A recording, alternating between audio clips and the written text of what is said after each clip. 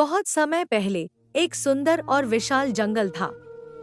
जंगल में हरियाली से लदे बड़े बड़े पेड़, झरनों की मधुर आवाज और तरह तरह के पक्षियों की चहचहाहट इस जगह को अद्वितीय बनाती थी। इस जंगल में एक पुराना और विशाल आम का पेड़ था। यह पेड़ केवल एक पेड़ नहीं, बल्कि पक्षियों और छोटे जानवरों का एक प्यारा घर था। पेड़ पर रंग बिरंगे पक्षियों ने अपने घोंसले बनाए थे।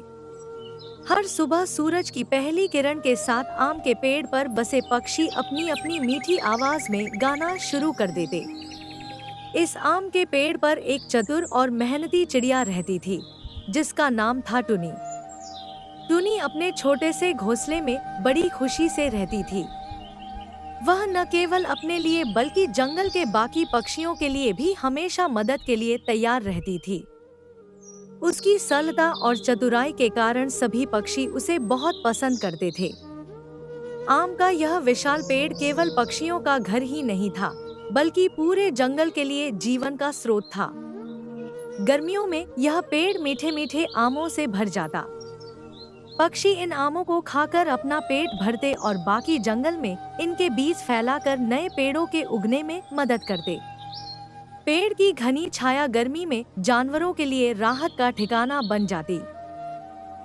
इस पेड़ पर तोता, मैना, बुलबुल, कौआ और कई अन्य पक्षी रहते थे।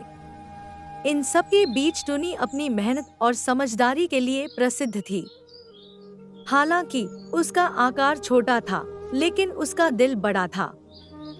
एक दिन जंगल में अजीब सी हलचल मच गई। एक लकड़हारे ने जंगल में प्रवेश किया।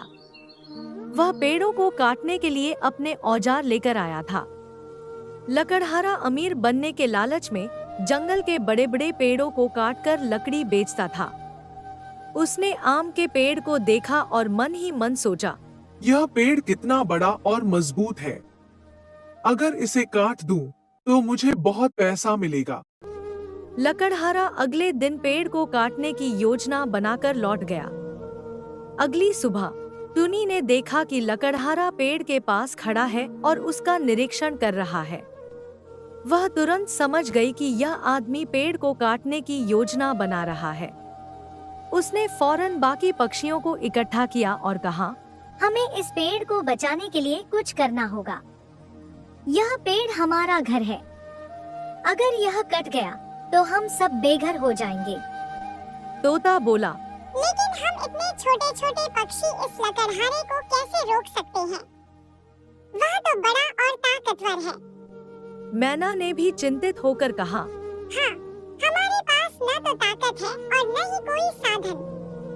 हम उसका मुकाबला कैसे करेंगे?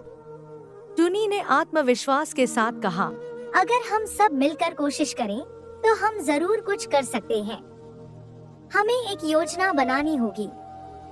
टुनी ने सभी पक्षियों के साथ मिलकर एक योजना बनाई। उसने कहा, लकड़हारा जब पेड़ काटने आएगा तो हम सब मिलकर उसे परेशान करेंगे।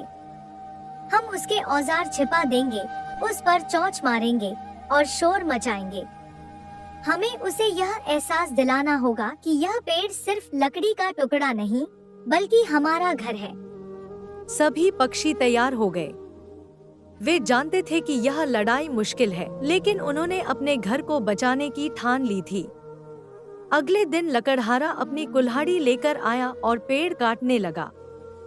जैसे ही उसने पहला वार किया, पक्षियों का झुंड उसके चारों ओर मंडराने लगा। टुनी ने सबसे पहले अपनी चोंच से उसकी टोपी खींच ली।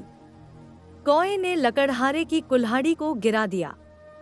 मैना और तोता तेज आवाज में चिल्लाने लगे, जिससे लकड़हारा घबरा गया। बहुत समय पहले की बात है। एक सुंदर और हरे भरे जंगल के बीचों बीच एक बड़ा और घना पेड़ खड़ा था। यह पेड़ इतना ऊंचा था कि उसकी शाखाएं आसमान को छूती प्रतीत होती थी। उस पेड़ पर कई प्रकार की चिड़ियाएं रहती थी। हर चिड़िया की अपनी खासियत थी और अपनी आदतें। इन्हीं चिड़ियों में एक थी टूनी चिड़िया। टूनी एक छोटी, चंचल और बेहद समझदार चिड़िया थी। उसकी चहचहाहट इतनी मीठी थी कि पूरा जंगल उसकी आवाज सुनने के लिए इंतजार करता। टूनी को पेड़ की सबसे ऊपरी शाखा पर रहना पसंद था। वहां से वह पूरे जंगल का नजारा देखती और हवा के साथ झूलती। वह बाकी चिड़ियों से थोड़ी अलग थी। जब सभी चिड़ियां दिन भर मस्ती करती, टूनी अपने भविष्य के लिए मेहनत करती। वह हर सुबह उड़ान भरती और अपने घोंसले के लिए तिनके, पत्ते और फल इकट्ठे करती। उस दिन सुबह का मौसम कुछ अलग था।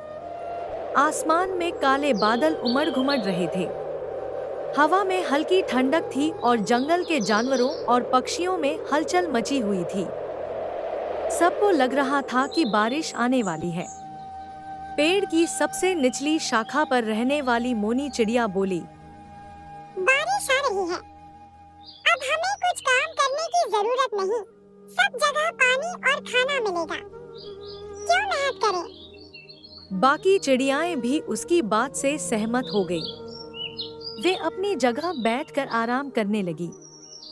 लेकिन टूनी चिड़िया ने कुछ नहीं कहा। वह अपने घोंसले को और मजबूत बनाने में लग गई। उसने तिनके को और मजबूती से बांधा और अपने खाने के लिए और फल इकट्ठे किए। कुछ ही देर में बारिश शुरू हो गई। बूंदें पहले हल्की थी, फिर तेज हो गई। पूरा जंगल जैसे संगीत में डूब गया। हर तरफ हरियाली थी, पानी की खुशबू और ठंडी हवा बह रही थी। लेकिन यह खुशी ज्यादा देर तक नहीं पाई। तेज बारिश के कारण कई चिड़ियों के घोंसले टूट गए। मोनी और उसकी साथी चिड़िया बिना घोंसले के इधर-उधर भागने लगी। उनके पास बारिश से बचने के लिए कोई जगह नहीं थी। टूनी चिड़िया अपने घोंसले में आराम से बैठी थी। उसने बारिश के पहले ही अपने घोंसले को तैयार कर लिया था।